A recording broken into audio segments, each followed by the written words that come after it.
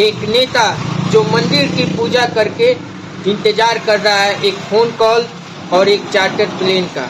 वही नेता जिसे कुछ दिन पहले कहीं विदेश दौरे पर भी जाने के लिए उस समय की तत्कालीन विदेश मंत्री सुषमा स्वराज ने कहा था। वही नेता जिसे फिर बाद में विदेश मंत्री सुषमा स्वराज ने फोन करके उनसे माफी मांगी और उनसे कहा कि खुद प्रधानमंत्री ने आपका नाम विदेश दौरे में जाने से रोक दिया है। एक और नेता जो अपने ही बड़े ज्योतिषी को हरका रहा है और खूंखार शब्दों में उससे कह रहा है कि मैं कल सुबह 11 बजे इस प्रदेश का मुख्यमंत्री का शपथ लेने जा रहा हूँ। एक और नेता जो उसी प्रदेश का अध्यक्ष है और जब वो एयरपोर्ट से बाहर निकलता है तो उसके समर्थक, हजारों समर्थक उसके लिए नारे लगा रहे हैं और आसमान को गुंजयमान किए हो। उसी समय वही एक और नेता जो उसी एयरपोर्ट से बाहर निकलता है और मात्र 6-7 समर्थकों के साथ लखनऊ का सबसे बड़ा वीवीआईपी गेस्ट हाउस में चला जाता है। जी हाँ, हम बात कर रहे हैं उत्तर प्रदेश की सियासत का, जो 2017 में एक इतिहास रचा गया, और हम बात कर रहे हैं योगी आदित्यनाथ की, जो 2017 में उत्तर प्रदेश की बागडोर संभाली थी। कहानी है योगी आदित्यनाथ। यह कहानी जनवरी 2017 से मार्च 2017 के बीच में गढ़ी गई है, लेकिन इस कहानी को शुरू करने से पहले आपको 1 महीने और पीछे चलना होगा। दिसंबर 2017 का महीना, माफ कीजिएगा, दिसंबर 2016, एक लोक भवन उत्तर प्रदेश का दिल्ली, जहां पे बहुत सारे मीडिया कर्मी बैठे हुए हैं, बहुत सारे कार्यकर्ता, पदाधिकारी और कुछ बड़े बड़े अधिकारी उस नेता से मिलने आ रहे हैं। उसी समय वो नेता अपने रूम में आते हैं, बैठते हैं, जहां पे इतने सारे लोग बैठे हुए हैं, और एक फ़ोन कॉल आता है और वह नेता उस फ़ोन कॉल को सुनते हैं और मुस्कुराने लगते हैं। कुछ देरों के बाद वो फ़ोन कॉल का स्पीकर ऑन कर देते हैं और वहाँ मौजूद तमाम अधिकारी, पदाधिकारी, व्यक्ति और मीडिया कर्मी उस फ़ोन कॉल को सुनने लगते हैं। वह फ़ोन कॉल एक सर्वे है जो उत्तर प्रदेश के चुनाव के बाद वहाँ का मुख्यमंत्री कौन होगा उसको लेकर है। उस फ़ोन कॉल के खत्म होने के बाद वह नेता वहाँ मौजूद सभी अधिकारियों और मीडिया कर्मियों के चेहरे की तरफ देखता है और मुस्कुराने लगता है। वहाँ मौजूद सारे मीडिया कर्मी उसके बाद अपने अपने अनुसार उसका व्याख्या करना शुरू कर देता है। वह नेता भारतीय जनता पार्टी के उत्तर प्रदेश के अध्यक्ष केशव प्रसाद मौर्य थे, जो यह सभी लोगों को सुना रहे थे। उस सर्वे का जो व्याख्या है और वो जो सर्वे था, वो सर्वे खुद भारतीय जनता पार्टी ने अपने द्वारा करवाया था उत्तर प्रदेश में, यह जानने के लिए कि अगर उत्तर प्रदेश में भारतीय जनता पार्टी की बहुमत आती है तो कौन कौन व्यक्ति उसमें मुख्यमंत्री बन सकते हैं। 1, 2, 3 जो उसमें नेताओं के नाम जो पब्लिक डोमेन में आए, जो उसमें 1 नंबर थे, 2 नंबर थे, 3 नंबर थे, वो सभी उसके नाम आने के बाद वह यानी कि खुद अध्यक्ष ये बात जानते थे कि जब समय आएगा तो 1 नंबर वाला व्यक्ति खुद ब खुद हट जाएगा और उनका रास्ता साफ हो जाएगा। फिर वही बात हुई और अब हम आगे बढ़ते हैं जब चुनाव समाप्त होते हैं और रिजल्ट आते हैं, यानी कि 19 मार्च यानी कि उत्तर प्रदेश के नए मुख्यमंत्री का शपथ ग्रहण। वहाँ पे वो तीनों नेता मौजूद हैं, लेकिन वहाँ पे एक सबसे बड़ा ट्विस्ट ये है कि जो नेता सर्वे में नंबर 2 पे था, वो नेता सर्वे में नंबर 2 पे था, वह आधिकारिक रूप से नंबर 2 होने वाला है, और सर्वे में जो नंबर 1 पे था वो अब आज एक सूबे यानी कि बहुत बड़े सूबे का मुख्यमंत्री बनने जा रहा है। तो क्या योगी आदित्यनाथ एक सर्वे के द्वारा ही चुन लिए गए थे मुख्यमंत्री के लिए?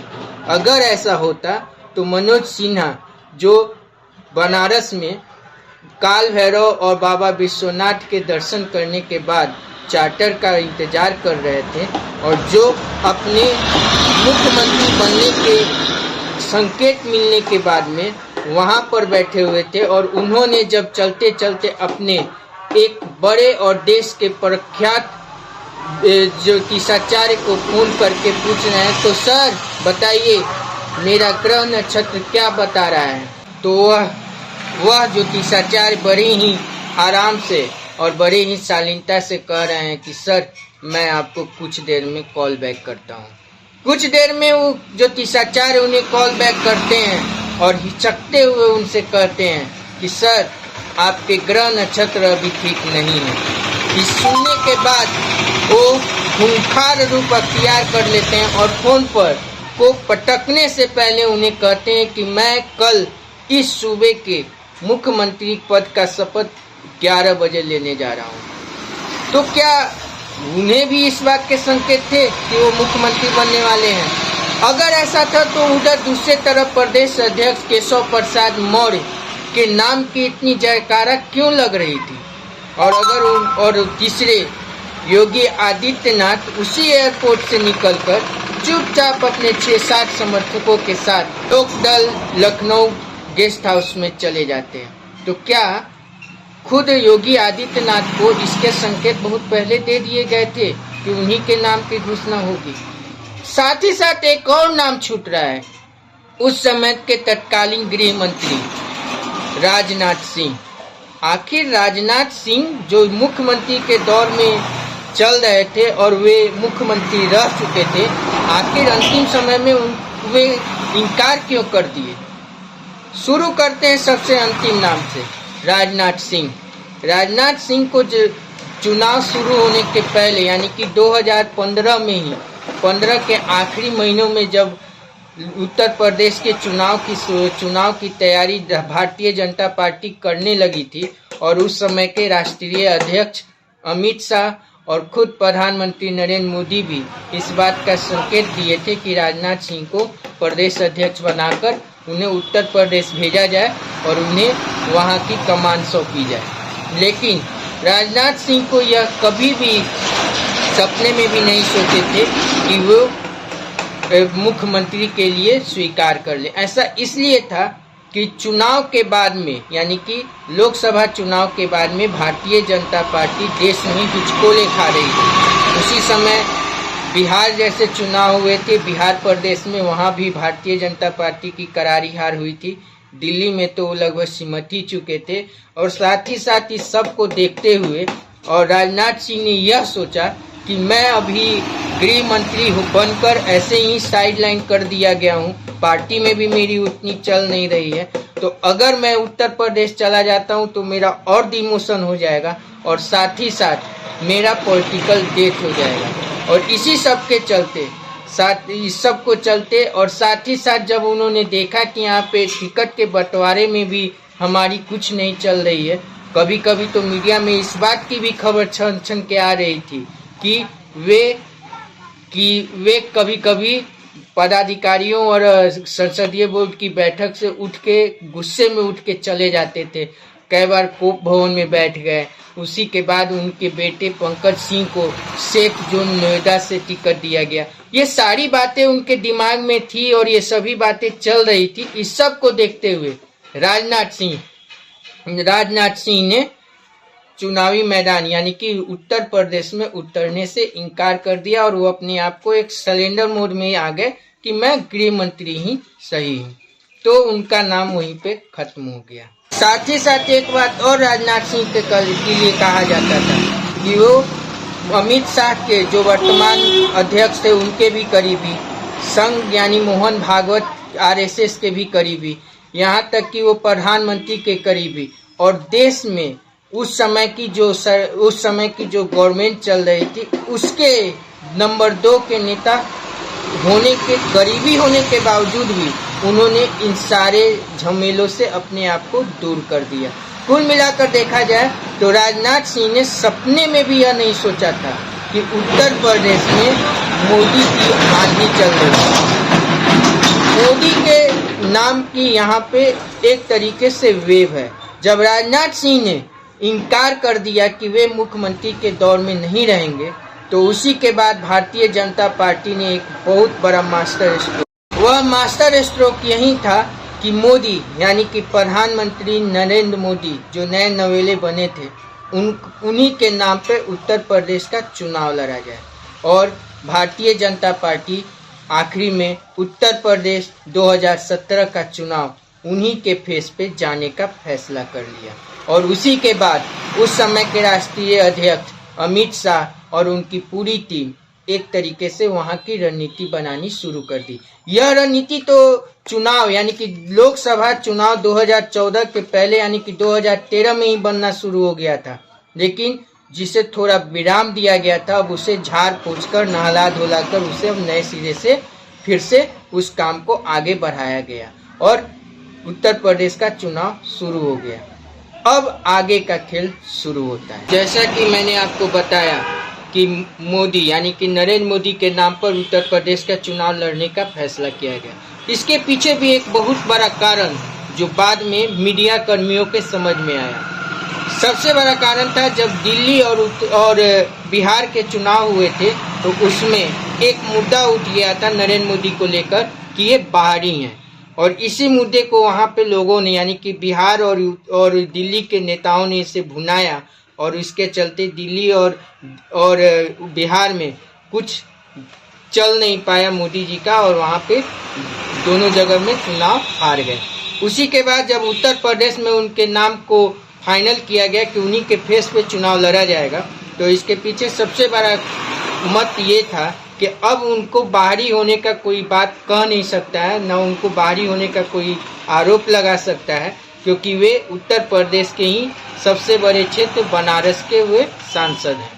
तो इसी के चलते उनके नाम पे अब कोई भी ऑब्जेक्शन नहीं था और उनके नाम को विरोधी भी कुछ कर नहीं सकते थे। और उसी के बाद उनके नाम पे चुनाव लड़ने का फैसला किया गया। और उसके बाद में जो अमित शाह ने जो टीम बनाई वो टीम कुछ इस प्रकार थी। उत्तर प्रदेश के प्रभारी बनाए गए ओम माथुर, संगठन प्रभारी सुनील बंसल और प्रदेश अध्यक्ष केशव प्रसाद मौर्य। ओम माथुर और सुनील बंसल दोनों राजस्थान से बिलोंग करते थे और उन्हें उत्तर प्रदेश के बारे में कुछ ज़्यादा जानकारी नहीं थी। प्रदेश अध्यक्ष केशव प्रसाद मौर्य ओबीसी नेता, हिंदवादी और साथ ही साथ फूलपुर के सांसद। उनका सिर्फ एक ही स्ट्रेटजी और उनका जो एक ही पॉइंट था कि वो यही सोच के चल रहे थे कि उत्तर प्रदेश के दो बड़े ओबीसी नेता पश्चिमी उत्तर प्रदेश के कैराना के हुकुम सिंह और पश्चिमी उत्तर प्रदेश से आपको ये क्या नाम है चुनार के रहने वाले ओम प्रकाश सिंह, ये दोनों ओबीसी के बहुत बड़े नेता हैं। लेकिन उनका आज के भाजपा के जो दो बड़े मुखिया यानी कि खुद प्रधानमंत्री नरेंद्र मोदी और गृह मंत्री अमित शाह के काम करने के स्टाइल के बारे में कुछ जानकारी भी नहीं है। और इन दोनों बड़े नेताओं के सामने उनकी यस मैन भी अच्छी नहीं बनी हुई है। तो मौर्य यही सोच के चल रहे थे कि आने वाले समय में मैं मुख्यमंत्री उत्तर प्रदेश के लिए सबसे उपयुक्त व्यक्ति हूँगा। और उनकी अच्छी खासी चली भी और उनका जो टिकट वितरण हुआ तो उनकी कुछ बातों को माना भी गया। तो इस तरह से वो पूरी तरह से कॉन्फिडेंस थे। उसके बाद में जब चुनावी रिजल्ट आया तो बीजेपी 312 के भारी बहुमत के साथ आया और उनकी पूरे एनडीए को 325 सीटें मिली। और उसके बाद शुरू हुआ उत्तर प्रदेश में मुख्यमंत्री की कुर्सी का रस्साकसी, जो समाप्त हुआ 18 मार्च 2017 को योगी आदित्यनाथ के शपथ ग्रहण के बाद। इस सब के बीच में कुछ बातें ऐसी भी घटना घटी। चुनावी रिजल्ट के बाद बीच में ही चुनावी रिजल्ट जैसे ही समाप्त हुआ उसके बाद में खेमेबाजी शुरू हो गई और दो खेमों से बहुत ही तेजी से एक नाम आया। मिर्जापुर से सांसद कुर्ता धोती और पानधारी मनोज सिन्हा का नाम 13-14 के बीच में उनके नाम मीडिया में लीक हुए। बाद में यह कहा गया और बाद में सूत्रों से यह पता चला कि उन्हीं के स्टाफ के द्वारा यह नाम मीडिया में लीक करवाया गया। और साथ ही साथ यह भी देखा गया कि उनके नाम के लीक करवाया गया और कुछ दिनों के बाद उन्हें बीजेपी के जो आला कमान है उसके तरफ से उन्हें कुछ संकेत मिले और वे मुख्यमंत्री की तैयारी के लिए अपनी तैयारी शुरू कर दिए और उसी के लिए वो चले गए बनारस में काशी विश्वनाथ और खुद काल भैरव के दर्शन किए और वहीं पे इंतजार करने लगे चार्टर का। दूसरी तरफ आखिर संघ कहाँ था? जी हाँ, जब से उत्तर प्रदेश के चुनावी रिजल्ट आए और बीजेपी नीति एनडीए अपने पूर्ण बहुमत के साथ आया, तो आखिर संघ अब क्या रोल अदा कर रहा था? संघ इन सभी बारीकियों पे पूरी गहनता से नजर बनाए हुए था। दिल्ली, नागपुर, फिर दिल्ली का मुख्यालय या फिर नागपुर का संघ मुख्यालय, सब अपने अपने अनुसार उत्तर प्रदेश की एक एक पॉइंट और एक एक चीजों पर आकलन कर रहा था। बढ़ते हैं आगे। मिर्जापुर के सांसद धोती कुर्ता और पानधारी मनोज सिन्हा अब बनारस पहुंचे काशी विश्वनाथ और काल भैरव के दर्शन करने के लिए। वे वहां पे दर्शन कर रहे थे और सबसे बड़ी बात कि पूरे हिंदुस्तान की मीडिया उनके पीछे पीछे उन्हें कुछ समझा रही थी, समीकरण बन रहे थे, गुना भाग हो रहे थे, सब उनका बायोग्राफी तैयार किया जा रहा था। सारी तैयारियां अपने अंतिम दौर में चल रही थी। फिर से दिल्ली यहाँ पे एक्टिव होता है और दिल्ली से एक फोन कॉल जाता है और मनोज सिन्हा को बनारस में ही रुकने को कहा जाता है और उनसे कहा जाता है कि 18 मार्च को आपको चार्टर वहां से लखनऊ ले जाएगा। अब इधर संघ अपनी आखिरी बैठक करती है और संघ के बीच में वहां के उनके एक मंत्री यानी कि संघ के पदाधिकारी कृष्ण गोपाल इस पे विटो लगा देते हैं और वो जो बातें बताते हैं उससे बीजेपी आला कमान के साथ साथ बीजेपी की पूरी टीम और उनकी जो संसदीय बोर्ड है उस पे नजर बना लेती है। वो समझाते हैं कि मनोज सिन्हा के नाम का अगर अनुमोदन होता है तो उत्तर प्रदेश के जीते हुए सभी विधायकों में बगावत हो सकती है या फिर मनोज सिन्हा जिस जाति से आते हैं उसका उत्तर प्रदेश में संख्या 1% से भी ज़्यादा है। यहाँ मैं आपको बता दूं कि मनोज सिन्हा भूमिहार जाति से आते हैं जिनका उत्तर प्रदेश में 0.45 या 6 या सही उनका वहाँ पे वो लोग हैं, तो इसीलिए उनके नाम पर वहाँ पे विटो लगा दिया जाता है। बहरहाल 18 मार्च सुबह में फिर से मनोज सिन्हा फ्लाइट पकड़ते हैं, लेकिन वो फ्लाइट चार्टर नहीं होता है, रेगुलर होता है और वो फ्लाइट वापस लखनऊ न जाकर वे दिल्ली के लिए रवाना हो जाते हैं। मतलब उनका पत्ता साफ हो जाता है। जैसे ही यह खबर मीडिया में चलती है, मीडिया में हड़कंप मच जाता है और उधर जब इस खबर की जानकारी खुद उत्तर प्रदेश के प्रदेश अध्यक्ष केशव प्रसाद मौर्य को पहुंचती है तो उनके चेहरे पर एक मुस्कुराहट आ जाती है। उस समय प्रदेश अध्यक्ष केशव प्रसाद मौर्य दिल्ली में उपस्थित थे। दिल्ली में क्यों? इसका सबसे बड़ा कारण यह था, इसका कारण था कि दिल्ली में लोकसभा का संसद का सत्र चल रहा था और केशव प्रसाद मौर्य खुद फूलपुर के सांसद थे तो उनको दिल्ली में ही रहना था, तो दिल्ली में थे। समय शाम यानी कि 17 मार्च को शाम में केशव प्रसाद मौर्य को दिल्ली हाईकमान से यानी कि दिल्ली को बीजेपी हेडक्वार्टर से एक फ़ोन कॉल जाता है और उन्हें लखनऊ जाने के लिए ताकीद की जाती है। अगले दिन यानी कि 18 मार्च की सुबह दिल्ली के एयरपोर्ट पर खुद केशव प्रसाद मौर्य, वहाँ के मतलब उत्तर प्रदेश के प्रभारी ओम माथुर और संगठन मंत्री सुनील बंसल भी उनके साथ होते हैं और वहीं एयरपोर्ट पर यानी कि दिल्ली के एयरपोर्ट पर एक और सांसद साहब और एक नेताजी मिलते हैं और वो नेता हैं गोरखपुर के सांसद योगी आदित्यनाथ। योगी आदित्यनाथ बीच में कहाँ से आ गए? यानी कि अभी तक का जो खेल चल रहा था वो चल रहा था आपको लखनऊ, मिर्जापुर, फूलपुर, दिल्ली, नागपुर और अब इसमें एक नया ट्विस्ट आ रहा है, गोरखपुर योगी आदित्यनाथ। इसके बाद की कहानी मैं आपको अगले वीडियो में बताऊंगा। तब तक के लिए मुझे यानी कि संजीव सुमन को आज्ञा दीजिए। नमस्कार। लेकिन चलते चलते एक बात और आपको बता दें कि अभी तक यह कहानी जो चल रही है उसमें यह समझ में नहीं आ रहा है कि आखिर यह खेल हो क्या रहा है। यानी कि उत्तर प्रदेश की सत्ता भारतीय जनता पार्टी को मिली है, लेकिन झूम के मिली, लेकिन वहाँ का मुख्यमंत्री कौन होगा, अभी इस पर सस्पेंस बरकरार है। अगले वीडियो में इस सस्पेंस पर आगे बात करेंगे। साथ ही साथ जब मुख्यमंत्री बनने के बाद उनसे पूछा गया तो उन्होंने 3 दिनों की एक रहस्यमय कहानी सुनाई। वह 3 दिनों की कहानी क्या है उस पर भी हम बात करेंगे। और साथ ही साथ वह एमपी और वह सांसद जो कभी विदेश दौरे पे जा रहा था, उसे एकाएक प्रधानमंत्री कार्यालय यानी कि पीएमओ से उनका पासपोर्ट वापस क्यों कर दिया गया, और खुद विदेश मंत्री भी अचंभित हो गई कि उन्हें जाने से क्यों रोक दिया गया। इन सब सवालों का जवाब मैं आपको अपने अगले कहानी में दूंगा। तब तक मुझे आज्ञा दीजिए।